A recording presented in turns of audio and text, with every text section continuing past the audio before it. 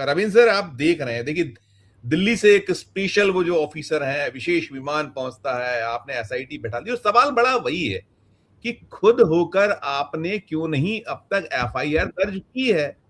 और आप दावे बातें तो आप लगातार बड़ी बड़ी हो रही है कि मैं तो उनको भी सुन रहा था जो अंतर्राष्ट्रीय वो विश्व हिंदू परिषद के अंतर्राष्ट्रीय अध्यक्ष हैं कि नहीं नहीं वो उसकी एफआईआर पहले जरूरी नहीं है, पहले जांच हो जानी चाहिए। अजब गजब सी बातें हो रही। और अभी नृपेंद्र मिश्रा जी की बात की तो वो तो ये कह रहे थे कि अब आगे किसी तरह की ढिलाई नहीं बरती जाएगी, मतलब अब तक ढिलाई बरती जा रही थी, वो ये मान रहे हैं, उनका बयान हमने पढ़ा है, देखा, और वो कह रहे हैं ये जांच सुधार दोनों पर काम किया जा रहा है और अब श्रद्धालुओं का भरोसा बना रहे हैं, इस तरह का उनका बयान आ रहा है। आपने तो श्रद्धालुओं को तो बिल्कुल क्या कर डाला। आप सोचिए ना, हम कितनी मुश्किलात से वहां पहुंचते हैं, कैसे जाते हैं, और भले ही हम एक टाइम ना खाएं, कम खाएं, लेकिन हम वहां अपना दान का जो हमें अर्पण है वो करते ही करते हैं, उससे धोखा। सब पर आपकी राय।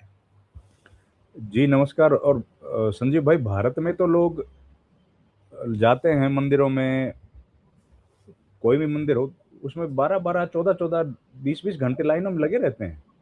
श्रद्धा का आलम ये है। गर्मी सर्दी, आप कुंभ का मेले की हालत देखिए, लोग पहुंच नहीं पा रहे थे, लेकिन श्रद्धावश उनको डुबकी लगानी थी।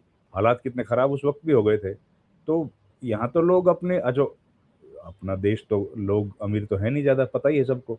ऐसे गरीब इलाके में भी लोग अपने बहुत मेहनत की कमाई जो होती है हार्डवर्क वाली, उस हार्डवर्क की कमाई से जाते हैं मंदिरों में, और वहाँ पर अपनी हैसियत से ज़्यादा बढ़ चढ़कर दान देते हैं। अब उस दान की कीमत तो ज़्यादा ही है सर, कम तो नहीं है। उसको संभाल के रखने की जिम्मेदारी तो उनकी है जिन लोगों को चुना गया है। अब ये बार बार सरकारें कहती थी कि भैया सब जाओ मंदिर में, जाओ मंदिर में, जाओ अयोध्या में राम मंदिर के दर्शन करो, और वो आंकड़े देते थे कितने करोड़ लोग पहुंच गए, इतने श्रद्धालु आज पहुंच गए। इसकी डिटेल ना दे पा रहे, कितने लोगों के पैसे चोरी हो गए ये भी तो बता देते कि भैया जो जितने जितने गए थे वो सारे पैसे तो हमने तो चोरी हो गए, हम तो नहीं संभाल पाए उसको। और ये ट्रस्ट, ये जो भी ट्रस्ट है, इसके लोग अभी तक बचे हुए हैं सर। इनको अभी तक इस्तीफा किसी ने नहीं दिया है, अभी तक कोई कार्रवाई हुई नहीं है।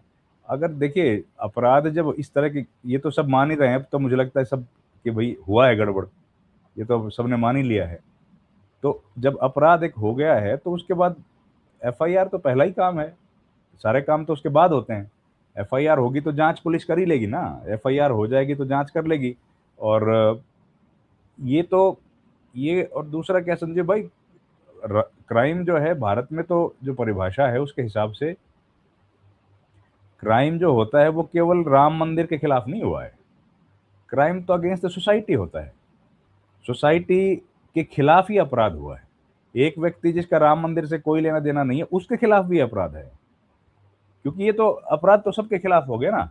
और ये तो फिर धर्म का मामला है, तो इसमें तो बीजेपी जैसी जो आस्था रखने वाली पार्टी के लोग हैं उनको तो ज़्यादा इस पे जिम्मेदारी के साथ अपना काम करना चाहिए, लेकिन वो होता हुआ दिख नहीं रहा।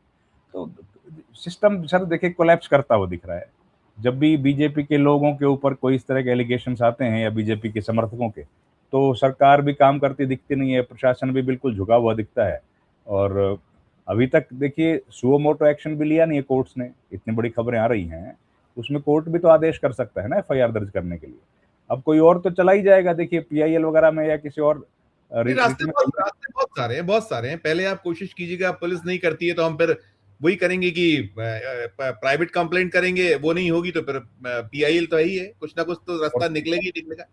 और राम से जुड़ा जी, पीआईएल के बारे में भी सुप्रीम कोर्ट ने राय व्यक्त अपनी कर दी है कुछ रोज पहले ही। आरटीआई के बारे में भी हाल में राय व्यक्त कर दी है कि भाई तो बिजनेस ही बन गया है। तो अब वो तो चलिए बिजनेस बन गया होगा, लेकिन ये तो अपराध है ना। अपराध के लिए तो कानून सब बने ही हैं, इसके लिए तो जिम्मेदारी है, तो बगैर जिम्मेदारी का काम नहीं है। तो संजीव जी ये निराशाजनक, बहुत ही गंभीर चिंता की बात है कि अब इन बातों पे, और ये देखिए इससे जो भी लोग रिस्पॉन्सिबल हैं, ये तो कोई नहीं कह रहा ना कि भाई इसमें बीजेपी का हाथ होगा। हो सकता है जिन लोगों को मैनेजमेंट आपने दिया उन्हीं का हाथ रहा हो, तो उनको पकड़ने में क्या ऐतराज है? वही वही है बड़ा सवाल। मैं सोच रहा हूँ एक टिप्पणी बेनर्जी से लूं, मैं आपके लौटता हूँ। एक मुझे आपसे पूछना है, एक मैं दूसरे मसले में एक बेनर्जी भी इसी पे ले लूं। बेनर सर देखिए, आप सारा कुछ सामने है, देश के सामने, और फिर इसके अलावा देखिए आपने एसआईटी या जो आपने दिल्ली से अफसर का भेजना, एफआईआर अब तक नहीं कर रहे हैं, लेकिन बाकी चीज तो हुई नहीं है। आपने कैश बरामद कर लिया, आपने सोना बरामद कर लिया, इस तरह की खबरें आ रही है, सोर्सेज लगातार बता रहे हैं 200 करोड़ से ज्यादा का, क्योंकि अकेले कुंभ के दौर में 60 करोड़ प्लस अब खुद उत्तर प्रदेश सरकार के आंकड़े हैं, और लगभग लगभग हर आदमी ने वो माथा टेका है, लगभग लगभग। तो इतना बड़ा केवल उसी दौर में आया था, वहां चढ़ावा आया होगा, और भी आते रहे। 5,000 करोड़ के लगभग का वो ट्रस्ट है, शुरू से ही वो कंट्रोवर्सीज है, किसी चीज पर कोई कंट्रोल नहीं।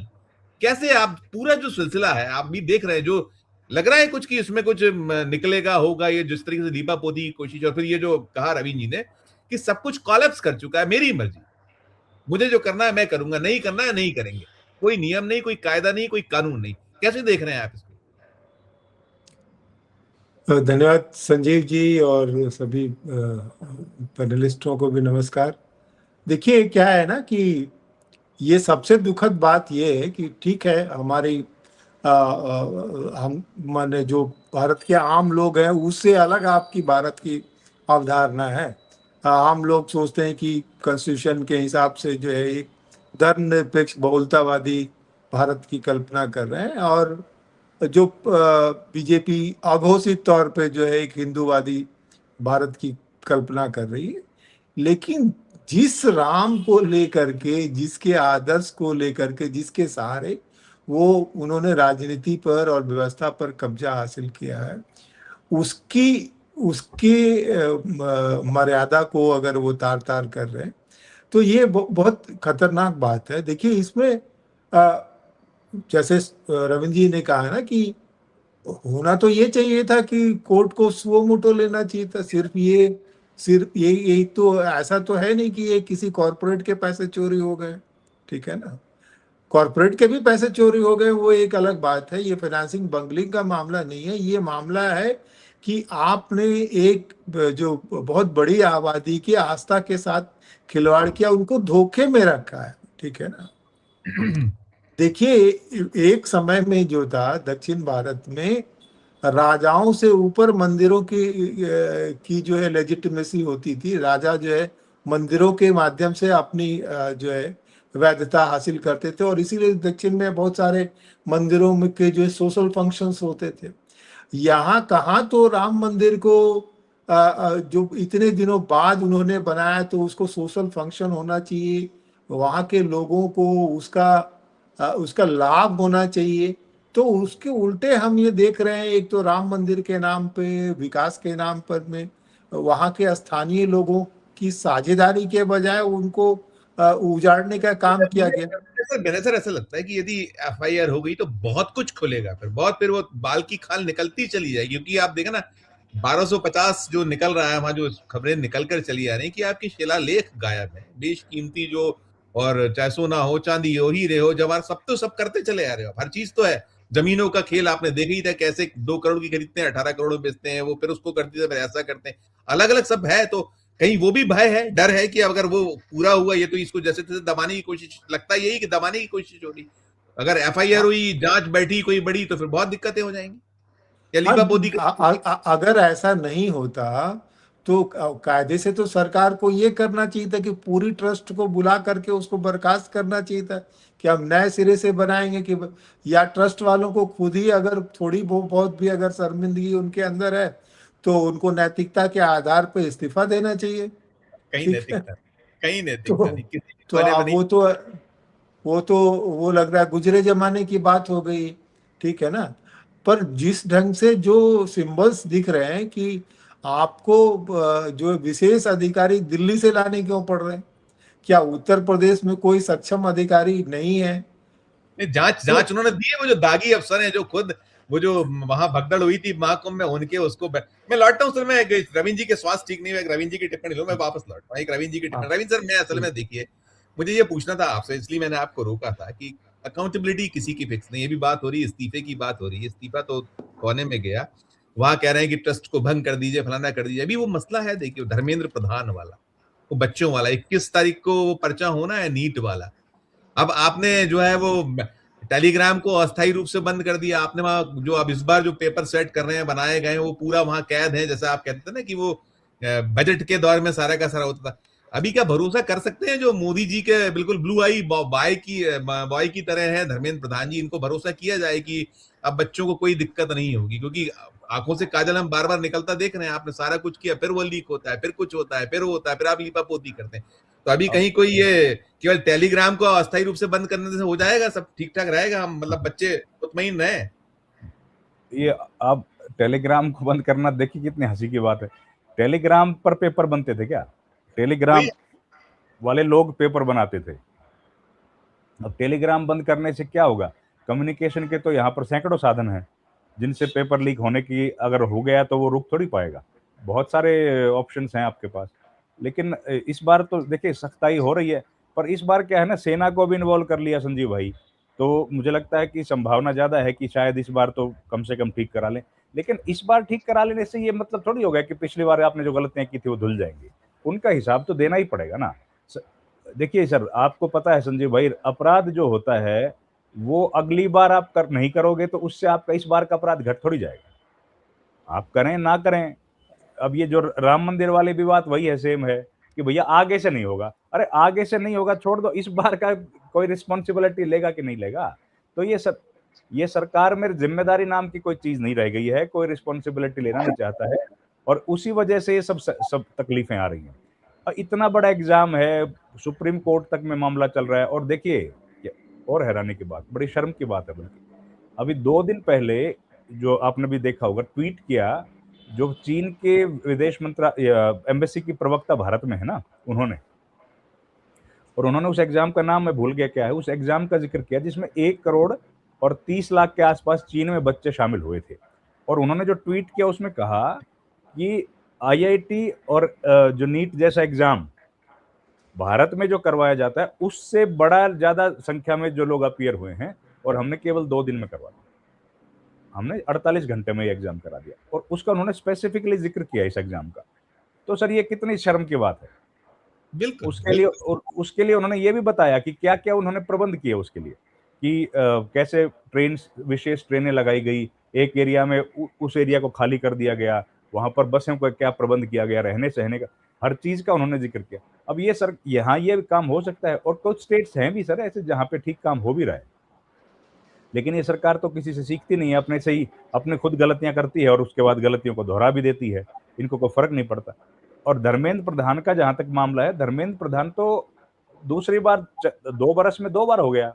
2024 में हुआ, 2026 में, और 24 का तो मुझे याद है कि पप्पू यादव ने जब शपथ ली थी लोकसभा सदस्य के तौर पर, तो री नीट का टी शर्ट पहन के वो गए थे।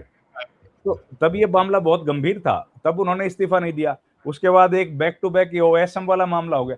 तो अब हमारे पास इफेक्टिवली कोई मिनिस्टर ऐसा है नहीं। और दूसरा भैया ये अपने, तो इनका तो क्या ही जिक्र करें, ये जो आंखों से तीर मारने वाले हैं जयशंकर।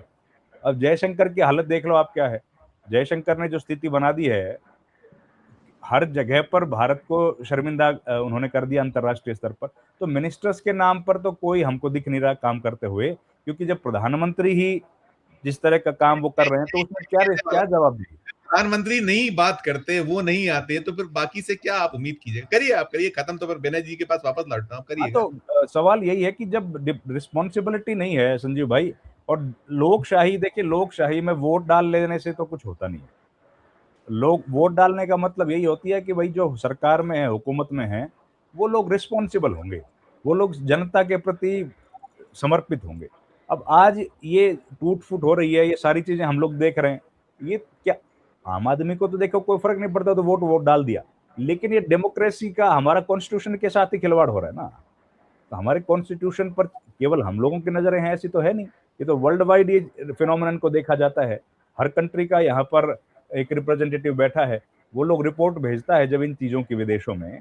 अब तो इन बातों से कोई भारत का मान सम्मान बढ़ता तो है नहीं, इनसे तो घटता ही है ना।